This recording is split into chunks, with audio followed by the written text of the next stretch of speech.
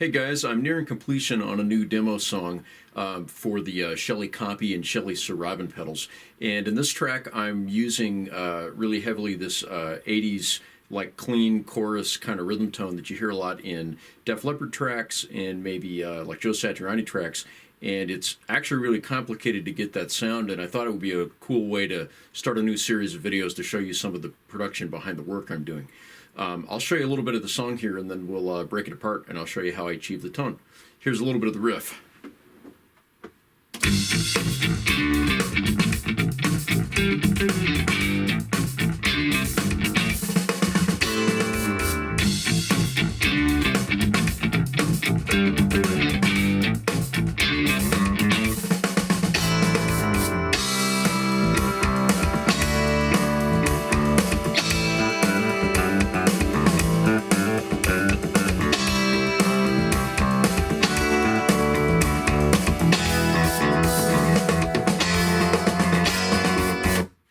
Cool. Okay, so that's everything without the lead guitars. We'll save those for the final song reveal.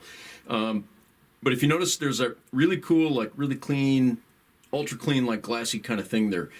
So let me show you what that sounds like by itself without the bass and drums.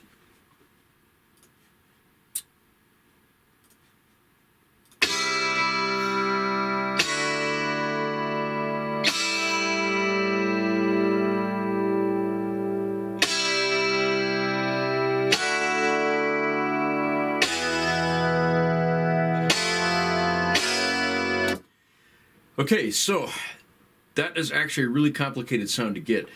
Back in the 80's, whenever you hear that sound that's like so super squeaky clean, odds are it's probably a Rockman unit, which is the one like Tom Schultz designed and used in all the Boston stuff. I know Def Leppard used that. Satriani used that on different things. I don't know if he uses it for the clean tone, though. The other thing I suspect that could be is some sort of a DI box with quite a lot of EQ and compression and stuff. And that's the direction I went to get that. Could also be like a Roland jazz chorus, but to me that sounds very DI, no amp, no miking involved. So let me show you what the sound sounds like completely dry. Here we go.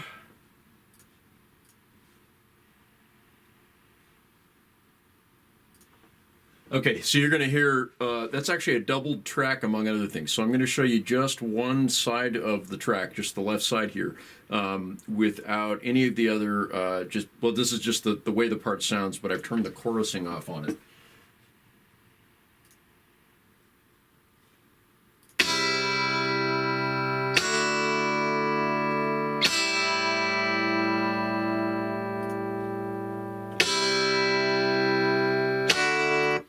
Okay, now I take that and I double that.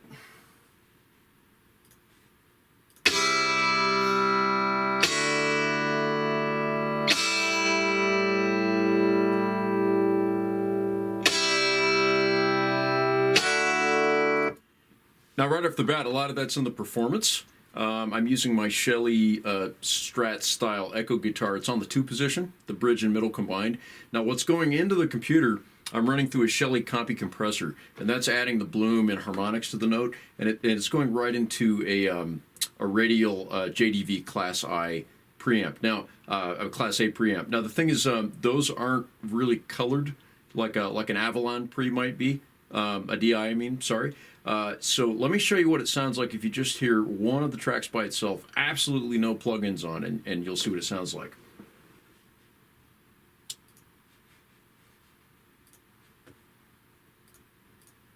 Okay, so here's exactly the way it sounded, flat, no EQ, no nothing, going into the computer.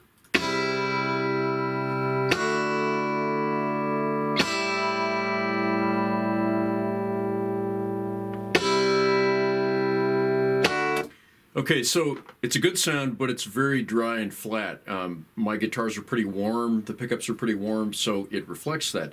Okay, so what do we have to do to it to get the glassy sound? Well, it's very hard to figure that out until you really think about it. So what I'm trying to do is make it sound like a Blackface Deluxe reverb, like Fender amp, or maybe a Twin or something like that. So if you think about it, the EQ curve of that amp is actually more of a scoop. You have a lot of treble boost, a mid-range scoop, and you don't have huge, massive bass. So let me show you what I did. The first thing I did on that is I added a compressor to it. So let me turn that on. You can kind of see it here. It's not super crazy amounts of compression.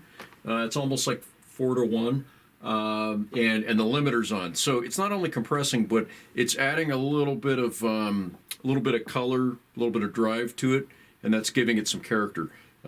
So if you think about it, when you run into an actual tube amp, even though if it's very clean, you still have a lot of compression going on from the tubes and the speaker cabinet and the microphone and everything. On a DI, you don't have any of that, so it's way more dynamic than it would normally ever be, which is going to sound unnatural. So now we have the compressor on. Let's hear that.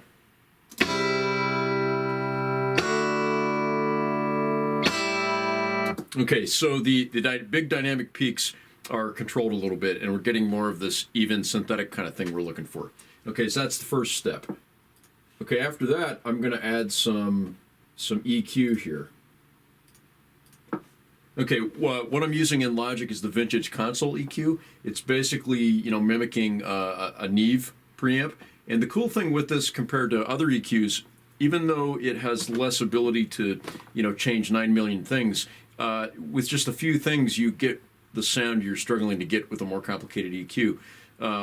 So the other part too is you can drive it a little bit to add more color to it. So it's adding a little bit of a punchy color to it along with the EQ, and it's easy to get exactly the feel of the boost and cut I need without sounding harsh or anything.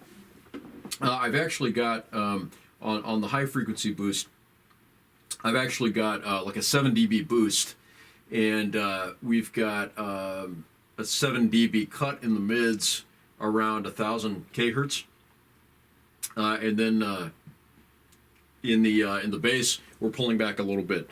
Let's see where we are here. Yeah, that's at like 220. So we've got a lot of like low mid kind of mud coming in through the DI because it's just taking the warm sound of the pickups and translating it naturally. So that's pretty extreme, but here's what that sounds like.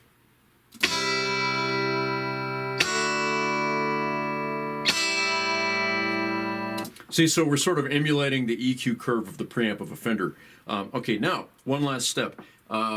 We could stop there, but in the context of the mix, as we're boosting and cutting, different things, it's bringing back, it's boosting some of the dynamics again that are making it sound a little spiky in some of the high frequencies. So what we put on there is a limiter, and what I'm doing there, I can choose between like a mode on the limiter that is just limiting and not coloring versus one that's sounding more like an analog limiter. Normally for mastering, I'm using the other one.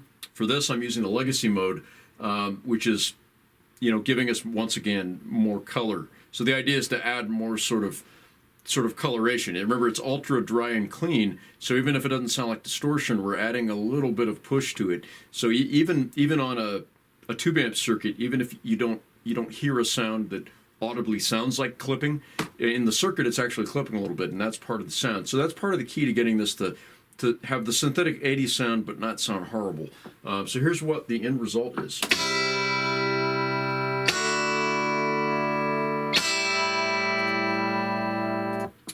Pretty cool. Okay, now, so we got, once again, both of them doubled, okay?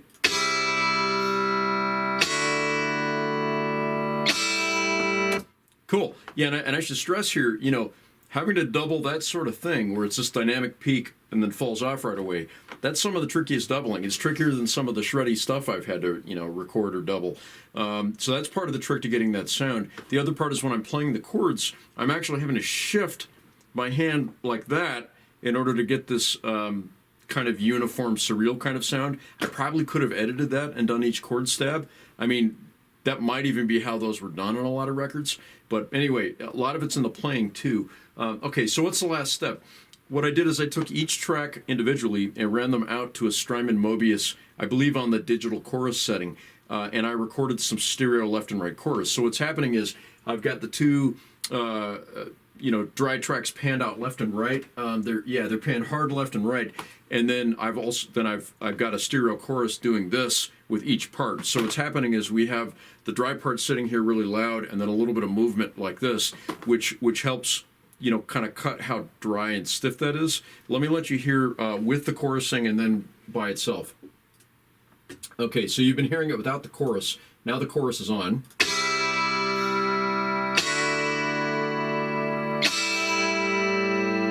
Okay, now let's hear the chorus just by itself. It's pretty extreme here. Here it is.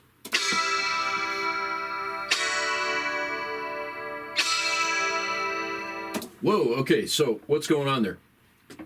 So you can see left and rights.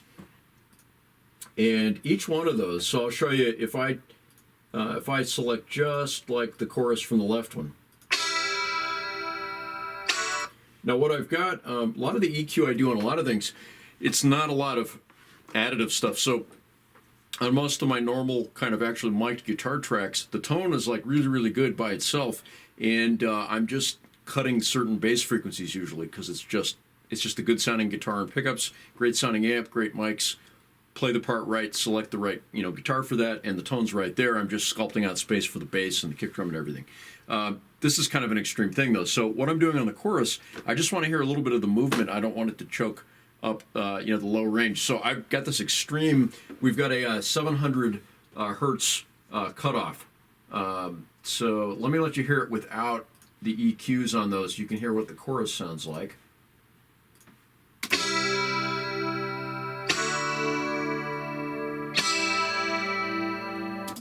Okay, so if I put it back to where it was, what we're doing is we're just getting the shimmer.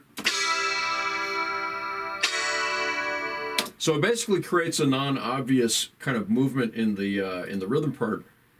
Here it is once again all together.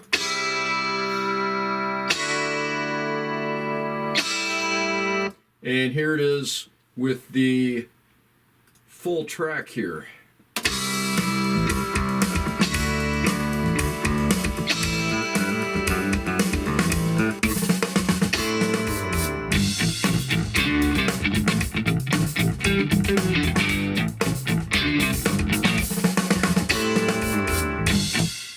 Cool, guys. I hope that helped.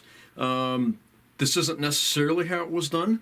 I probably could have gotten, you know, a sparkly tone like that if I had some sort of an Avalon DI that had an EQ curves in it that emulated that. So it could have been done that way. That could potentially be how Prince gets those sort of tones. I believe he did something like that. But this is the way you could achieve that effect. It is a lot of work, but it's a certain sound. And I think sometimes, rather than doing the same old thing, it's a good excuse when you're recording a track, if you want to learn about production, to, you know, kind of imagine, okay, that could be a really good use stylistically for that particular era. And then if you don't know how to do it, experiment and try to figure out how to get there. And then you can achieve that anytime you need that sound. It was a ton of work, but it's worth it. And it's a really cool sound, and I've never done it before. So hopefully you guys enjoyed it and helped you out. Thanks a lot for watching.